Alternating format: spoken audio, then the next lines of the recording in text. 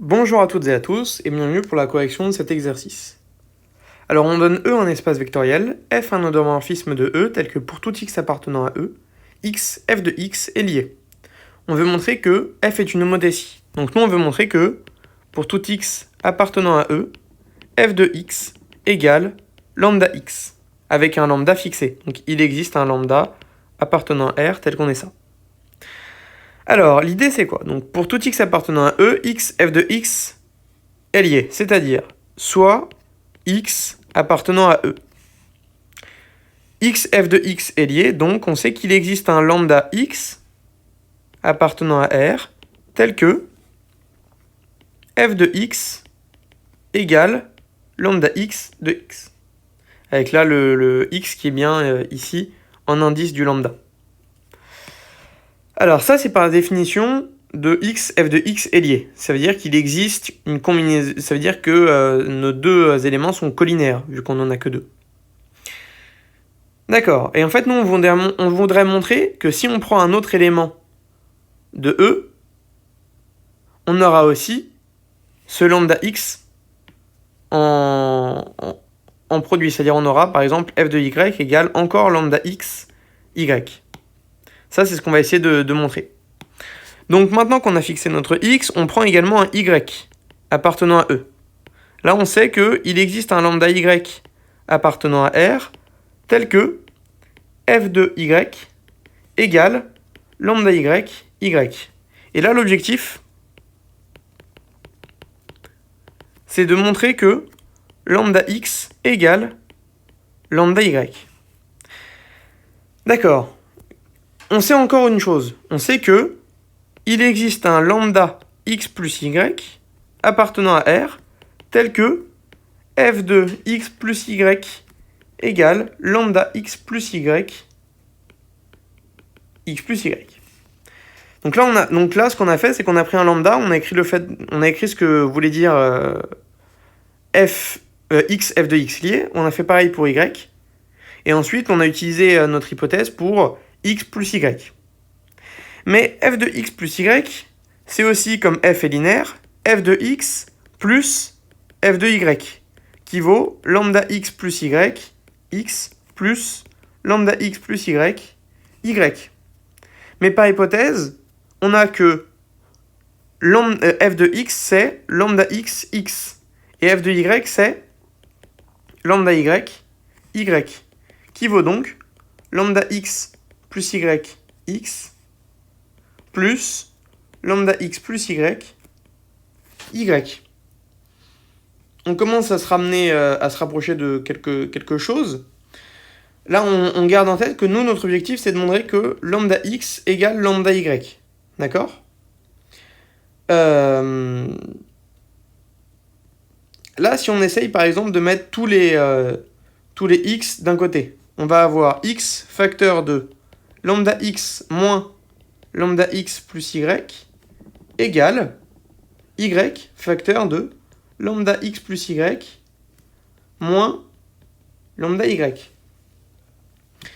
Donc là, ça exprime deux choses.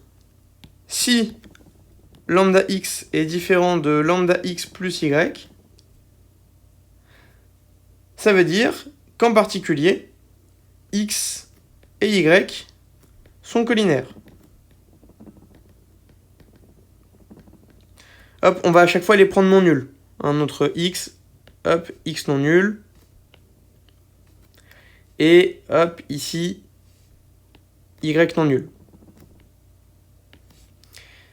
Si lambda x différent de lambda x plus y, alors x et y sont collinaires. Mais si x et y sont collinaires, si x et y sont collinaires, alors on a que y égale un certain mu fois x. Mais alors f de y égale mu f de x, je vais y aller un tout petit peu plus doucement, égale f de mu x égale, comme f est linéaire, mu f de x. Mais f de y, c'est lambda y, y, qui vaut mu lambda x, x, et mu x, donc égale lambda x, mu x, et mes mu x, c'est y, égale lambda x, y. Et donc finalement, lambda y, y égale lambda x, y, donc lambda y égale lambda x. Maintenant, si lambda x égale lambda x plus y. Donc là, on a montré ce qu'on voulait montrer dans ce cas-là. Maintenant, si lambda x égale lambda x plus y, ben on en déduit que 0 égale y fois lambda x plus y moins lambda y. Mais comme on a pris y non nul, on peut donc en déduire que lambda x plus y moins lambda y égale 0. Mais par hypothèse, lambda x plus y, ça, c'est égal à lambda x. Donc finalement, lambda x moins lambda y égale 0. Et donc, lambda x égale lambda y. Donc, dans les deux cas, on obtient bien ce qu'on cherchait, à savoir ce qu'on cherchait donc ici, montrer que lambda x égale lambda y. Donc là, ça marche pour tout vecteur non nul. Et évidemment, si x est nul, on obtient encore f de 0 égale lambda x fois 0, avec le x, le même x que le x qui est fixé ici. Et donc finalement, on en déduit que pour tout y appartenant à E, f de y égale lambda y égale lambda x y. Pourquoi? Puisqu'on a montré que pour tout y appartenant à E, il existe un lambda y appartenant à R tel que f de y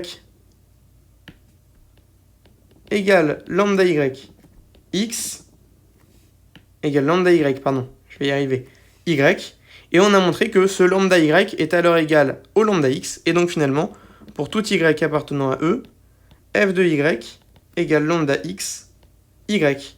Et donc, f est une homothétie.